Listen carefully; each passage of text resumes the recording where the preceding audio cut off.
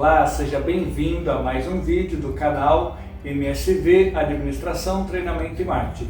Hoje o vídeo eu vou falar sobre propósito. Nesse vídeo eu vou descrever como que eu estou conciliando os 13 princípios de Napoleão Hill com o meu projeto de expansão do restaurante Beniax. Lembrando que eu escrevo o meu roteiro antes e leio o roteiro durante a gravação por dois motivos. Um, porque eu não tenho muita prática de gravação, e segundo, para que fique um vídeo dinâmico e eu não esqueça de nenhuma informação. E para ressaltar que eu estou gravando esses vídeos para documentar a minha trajetória, onde eu vou sair de um único restaurante ao maior número de restaurantes possíveis dentro de um período de 5 anos.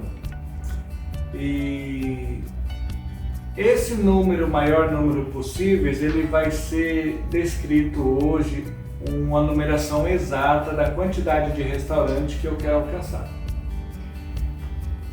No meu primeiro vídeo eu disse que sempre trabalhei dentro da minha zona de conforto e que agora eu resolvi sair dessa zona de conforto e avançar na minha carreira profissional e avançar nas minhas conquistas financeiras.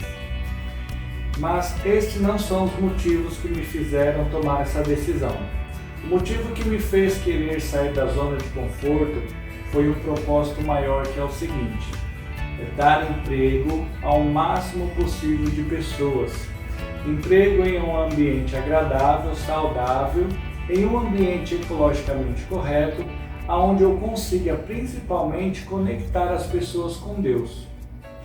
Creio dentro de mim que Deus colocou esse propósito no meu coração, pois a Bíblia fala que o querer e o efetuar vem de Deus.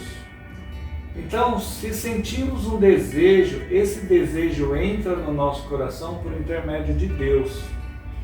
Deus é quem coloca propósitos dentro do coração de cada pessoa. Então, quando eu percebi esse propósito dentro do meu coração, eu pensei, nossa, vai dar muito trabalho. Tantas empresas, tantas lojas, tantos restaurantes, tantos funcionários para coordenar diariamente. Uma parte de mim, uma parte da minha mente pensou assim, mas a outra parte se alegrou muito. A outra parte imaginou, isso vai me trazer felicidade, isso vai me trazer alegria ao meu coração. Então esse sentimento, esse desejo, essa vontade foi crescendo, até que eu tomei a decisão de sair da minha zona de conforto. E aqui estou iniciando esse projeto, onde eu vou sair de uma única unidade de restaurante e alcançar o maior número possível de unidades dentro de um período de 5 anos. Mas voltando ao assunto de propósito, para que um propósito seja um propósito, ele tem que ter números exatos. Ele tem que ter data, ele tem que ter valores, senão será apenas uma intenção. Para ser um propósito é preciso sentir um desejo ardente dentro do coração.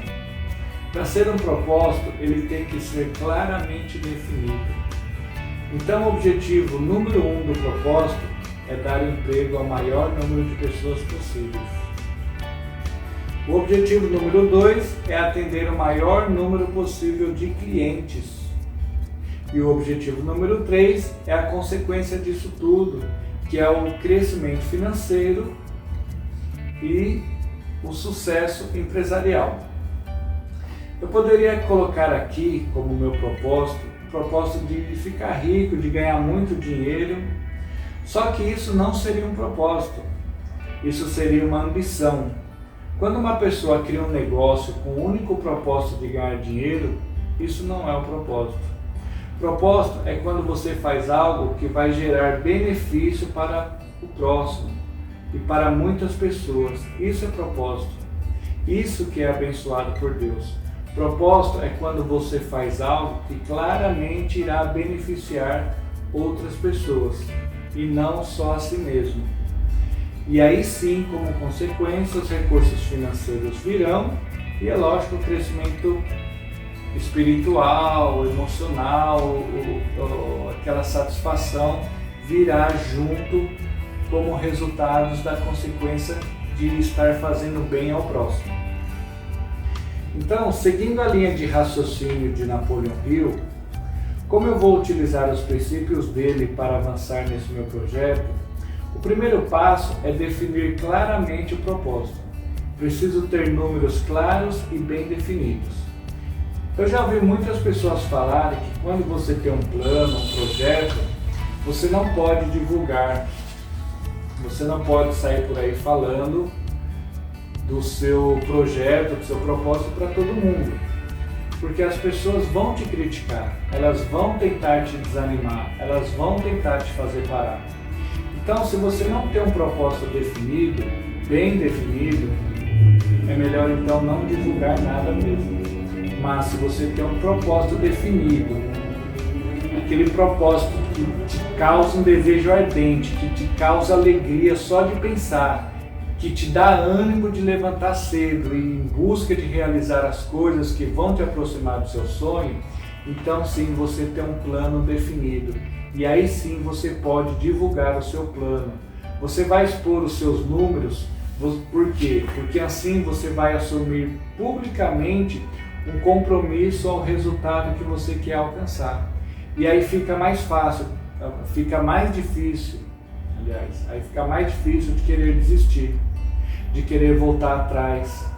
Por isso que eu vou divulgar aqui quais serão os números desse meu propósito, desse meu projeto.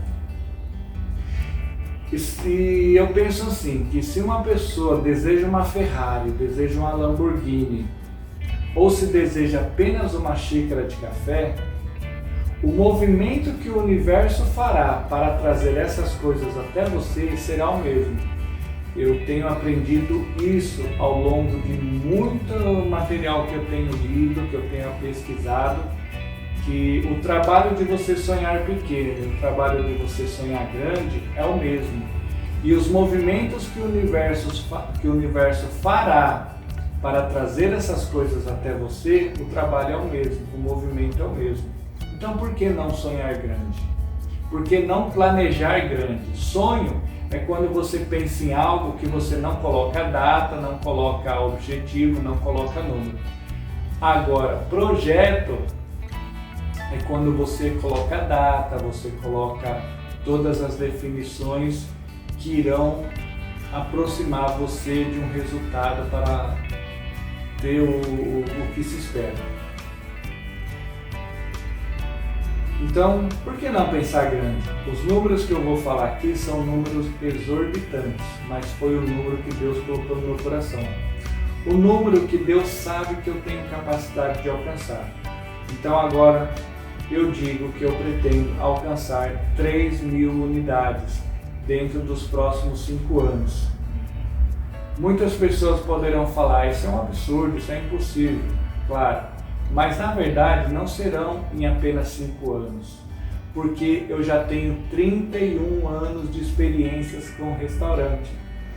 Eu já tenho uma carreira longa nesse ramo, já aprendi muita coisa, eu tenho experiência de muita coisa. Então, nesses próximos 5 anos, eu vou apenas sair da minha zona de conforto e colocar em prática tudo que eu sei. E vou registrar e documentar e gravar passo a passo, dia após dia, tudo que eu estou fazendo para sair de uma única unidade de restaurante e chegar a 3.000 unidades dentro de um período de 5 anos. E com esses 3.000 restaurantes, eu pretendo empregar mais de 20.000 pessoas. Para mim isso pode ser impossível, mas para Deus não. Porque esse propósito não visa diretamente beneficiar somente a mim, mas visa beneficiar mais de 20.000 pessoas. Agora imagine a quantidade de clientes que serão atendidos por esses 20.000 funcionários. Sei que é um número exorbitante, mas é um número que está dentro da minha capacidade estrutural e tecnológica que eu tenho. E é um número que está na minha mente, eu não consigo mudar. Eu já tentei baixar para 10 unidades, 20 unidades, 30 unidades, 300 unidades, mas Deus falou, não, é 3.000. É 3.000 unidades, 3.000 restaurantes geniais e serão abertos pelo Brasil afora. Então Deus está mandando, quem sou eu para ir contra, para desobedecer, né? Deus falou, está falado. Por isso que lá no início do primeiro vídeo eu falo sobre escritório central, cozinha central, depósito central e lojas. Então, para que eu consiga gerir essas 3.000 unidades, eu tenho que ter uma estrutura bem avançada. Por isso que eu falo sobre holding, falo sobre o Uniesto, que é a faculdade de treinamento e capacitação dos funcionários, e toda a estrutura por trás disso. Eu não estou querendo parecer santo, falando que meu propósito é dar emprego para mais de 20.000 pessoas. É porque se o meu propósito fosse simplesmente dinheiro, eu não me interessaria. Porque além de eu nunca ter sido muito ambicioso,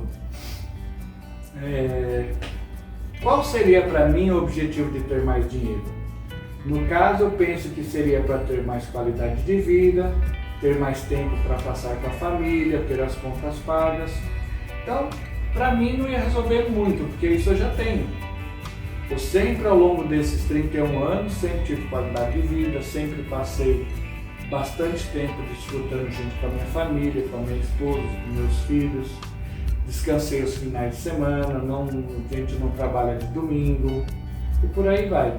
Então, para mim não faria sentido ir em busca só de dinheiro, que eu, de certa maneira, eu trabalho, mas vivo dentro da minha zona de conforto. Vivia, né, que agora eu estou saindo dela. Então não faz sentido eu ter o único propósito de ter mais dinheiro. O maior motivo é a minha realização pessoal e a obediência ao chamado de Deus para mim. E se fosse para querer ganhar mais dinheiro para pensar em uma aposentadoria, se for para pensar em aposentadoria, eu já poderia parar de trabalhar hoje, agora, nesse exato momento, e viveria somente de renda dos aluguéis dos imóveis comerciais que eu tenho. Se eu alugasse, eu tenho 3 salões comerciais. Eu alugando os 3 salões comerciais, dá para mim ter uma vida de qualidade média aí e ficar sossegado sem precisar trabalhar.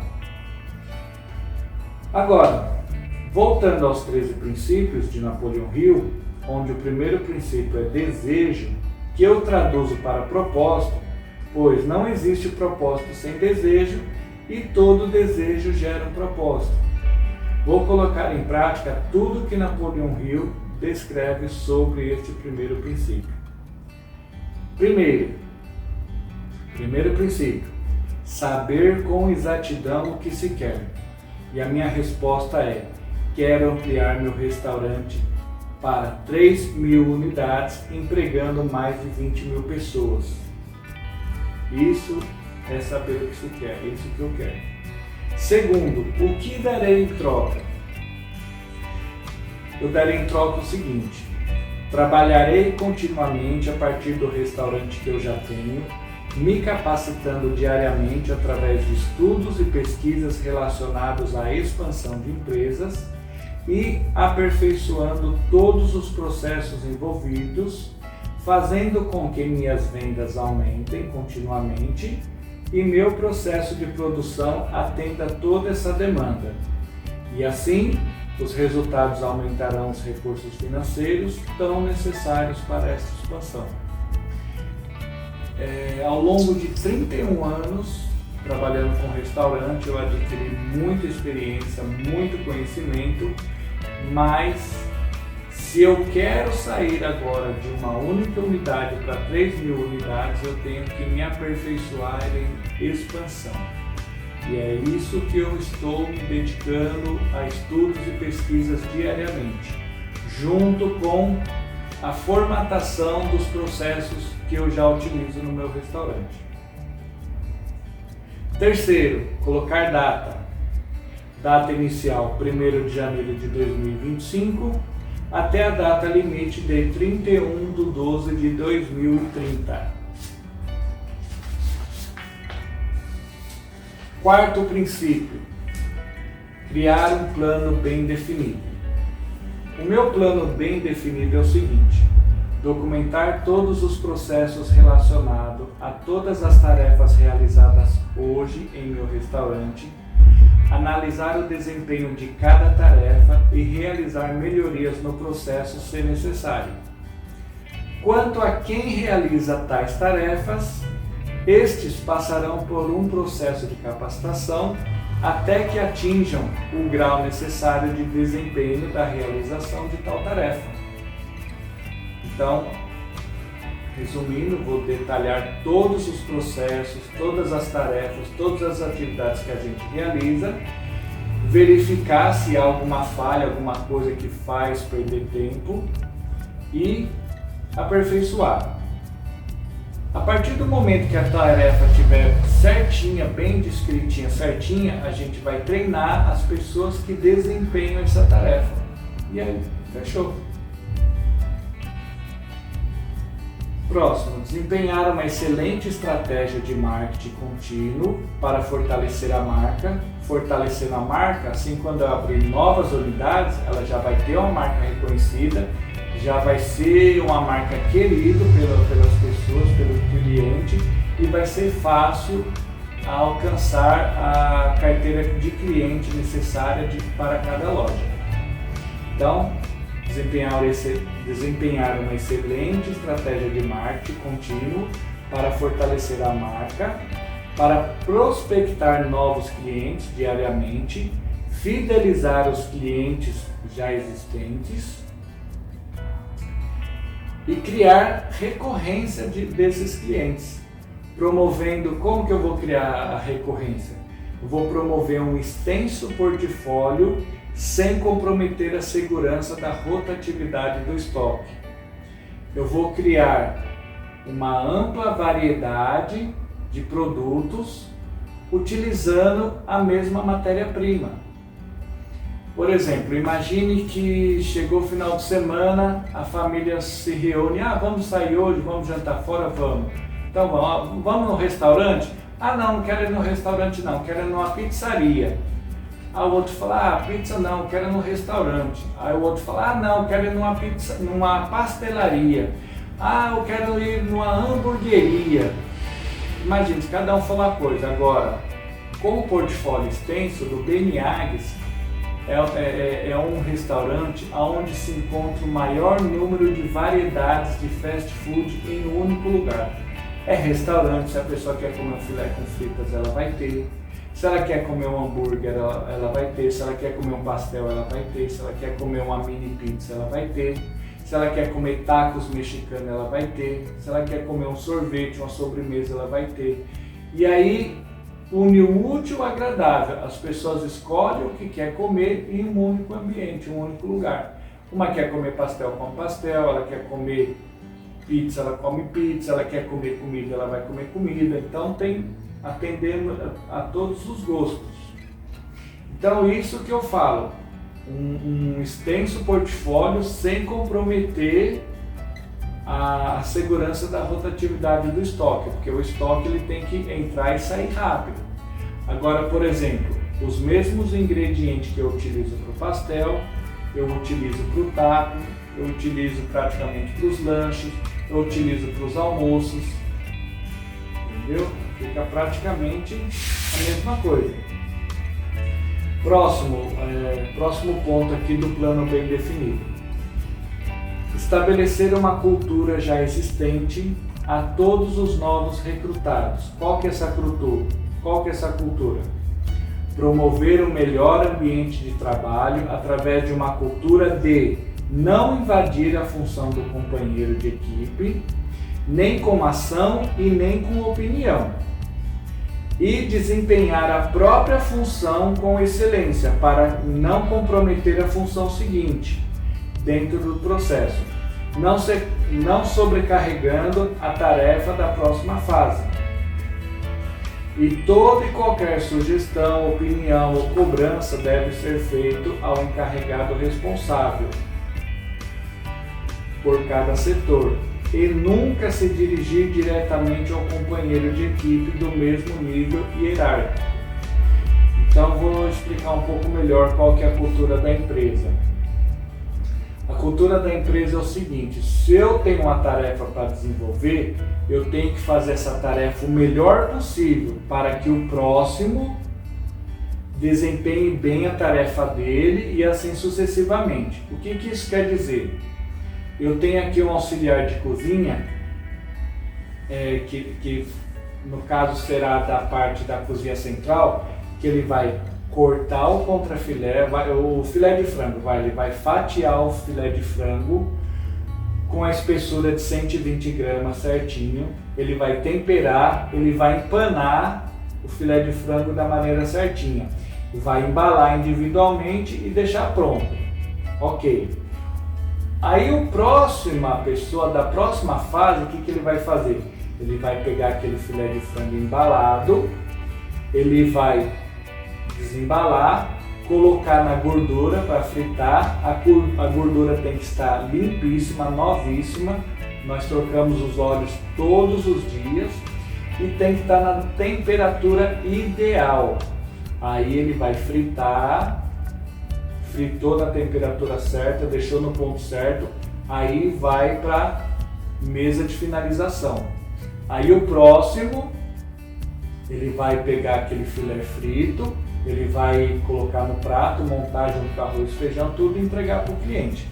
Agora, o que eu quero dizer que cada um tem que desempenhar a sua tarefa com perfeição.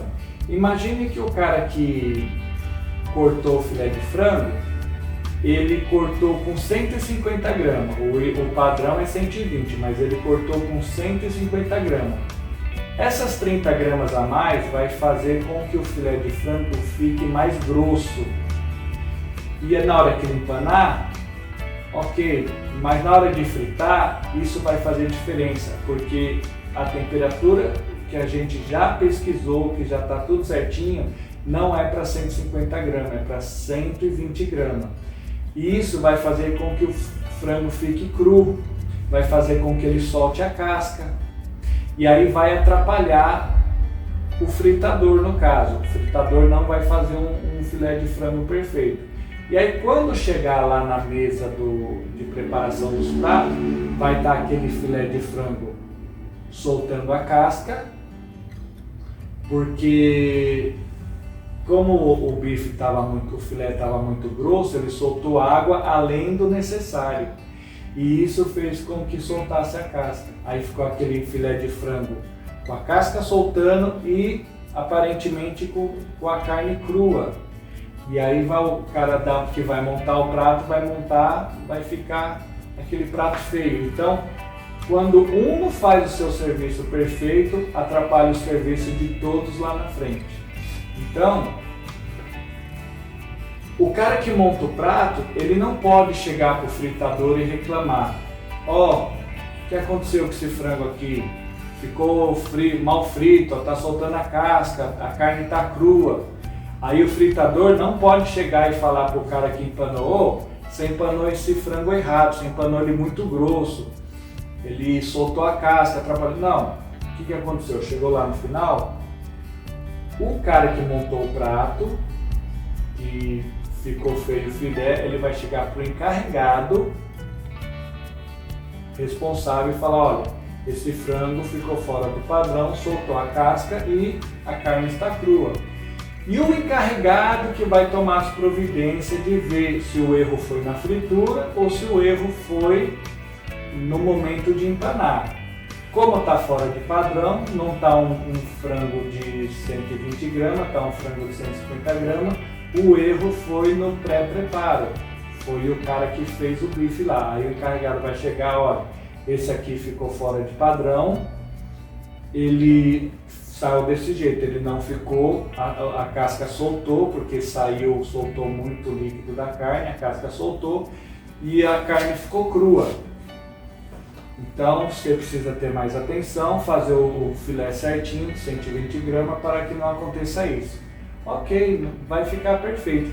Agora, se o cara que monta o prato xinga o cara que fritou: ó, esse negócio aqui ficou uma bosta, tal, você fritou errado. O cara que fritou xinga o cara que empanou: ó, isso aqui ficou uma bosta, você empanou errado.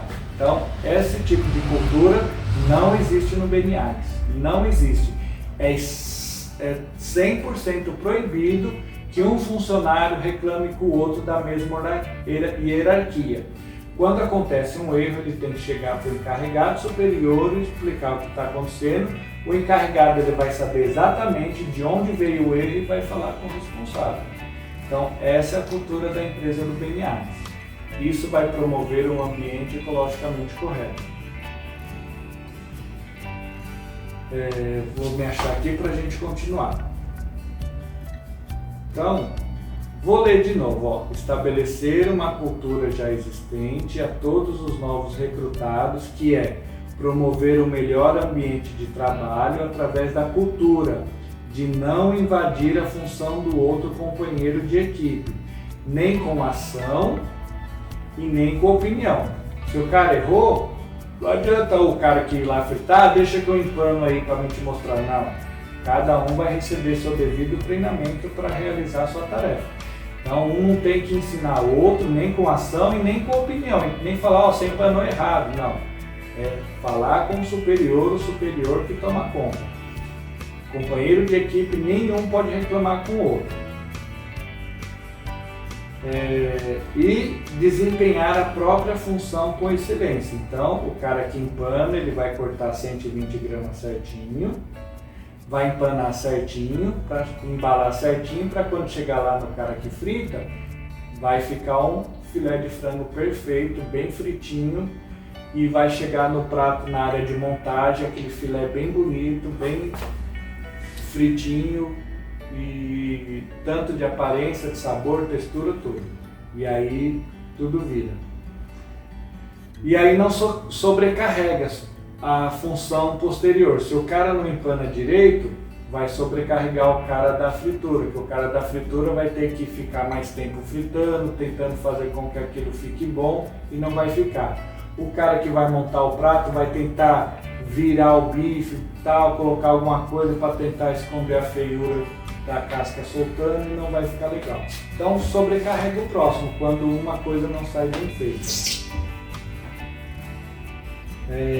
E sempre se dirigir ao encarregado responsável que vai cuidar de corrigir o erro. Todas as tarefas estarão padronizadas em um checklist que será fornecido a cada funcionário para o cumprimento de sua tarefa, após ter passado pelo processo de aprendizado, capacitação e formação no período de onboarding. Todos os funcionários de todas as áreas e todos os setores serão treinados e capacitados para desempenhar suas devidas funções com eficiência e eficácia. Os principais setores são: depósito central, onde será armazenada toda a matéria-prima, produtos de limpeza e embalagens, para serem distribuídos a todas as cozinhas centrais.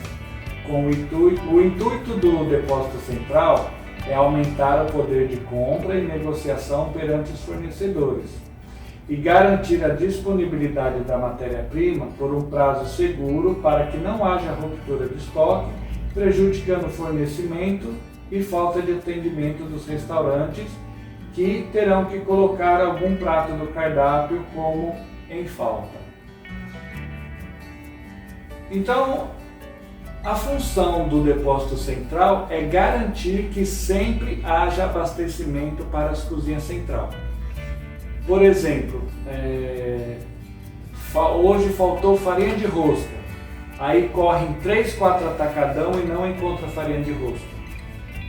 Mas se tem um estoque legal que garanta o abastecimento, se tem um estoque no depósito central, então acabou a farinha de rosca, vamos fazer um pedido de farinha de rosca. Quanto tempo demora? 5 dias. Ok, mas a farinha que a gente tem estocada no depósito dá para atender os restaurantes 5 dias, então tá ok. Então assim não vai haver ruptura de estoque. Além de ter tudo unificado, vai ter um poder de compra maior, com preços mais competitivos. A cozinha central, próximo setor é a cozinha central. Primeiro é o depósito central, próximo é a cozinha central. A cozinha central recebe os produtos do depósito central e faz o pré-preparo de quase todos os pratos do cardápio, separando, temperando e embalando em porções individuais e assegurando parte do segredo industrial, que é a receita, né? Protegendo a receita e o preparo, promovendo segurança, qualidade e padrão de sabor para todas as 3.000 unidades. Próximo setor são as lojas. As lojas recebem da cozinha central os produtos semi-prontos, bastando apenas finalizar os pratos e servir ao cliente final. As lojas serão equipadas com salão de atendimento, sanitários, copa, caixa com PDV Connect Plug, que faz a gestão completa e ainda controla estoque e venda de todas as plataformas de delivery. As lojas também terão cozinha de apoio, cozinha de finalização dos pratos e locais para armazenamento dos produtos recebidos da cozinha central, estoques secos e molhados e área de expedição para delivery. Próximo setor é o escritório central, que cuidará de monitorar todas as etapas dessa logística que acabei de descrever, além do setor de RH, marketing, setor comercial, financeiro, recrutamento, seleção e contratação e capacitação. Então, esse é o meu plano bem definido, resumido aqui, né? Quinto, escrever tudo no papel. Sexto, ler 2 vezes ao dia de forma audível. Tá? Então, essa é a minha definição de propósito, essa é a minha conciliação do meu projeto de expansão do OpenAGS, junto com os 13 princípios de Napoleon Hill. E no próximo vídeo eu falarei sobre o segundo princípio de Napoleon Hill, que é fé. Ok? Pessoal, esse vídeo ficou um pouco extenso, mas assim, quando eu começo a detalhar e se deixar, vai longe. Com o tempo eu vou colocar só os tópicos aqui e vou relembrar os tópicos explicando sem ficar lendo muito. Mas agora, como está bem no comecinho, eu vou fazer dessa forma, mas com o tempo eu vou aperfeiçoando, vou melhorando, parando de gaguejar, parando de falhar a fala, né? Mas é como eu sempre falo, o importante aqui são as informações. Eu não estou gravando vídeo para ficar famoso, não, estou gravando esses vídeos para documentar a estratégia que eu vou utilizar para sair de um único restaurante, agora bem definido 3.000 unidades de restaurante dentro de um período de 5 anos. Eu achava que não era possível, mas eu entendi, através de uma ideia que Deus me deu, que isso é possível. E sobre essa ideia eu vou falar no próximo vídeo, que é relacionado com fé. Tchau pessoal, até o próximo vídeo, até mais. Obrigado aí por assistir o vídeo até aqui. Se você gostou, deixe o seu like, compartilha para alguém que você imagine que irá gostar desse vídeo. E se inscreva no canal, acompanhe aí a sequência de vídeos, todos aí, e espero vocês até o próximo vídeo.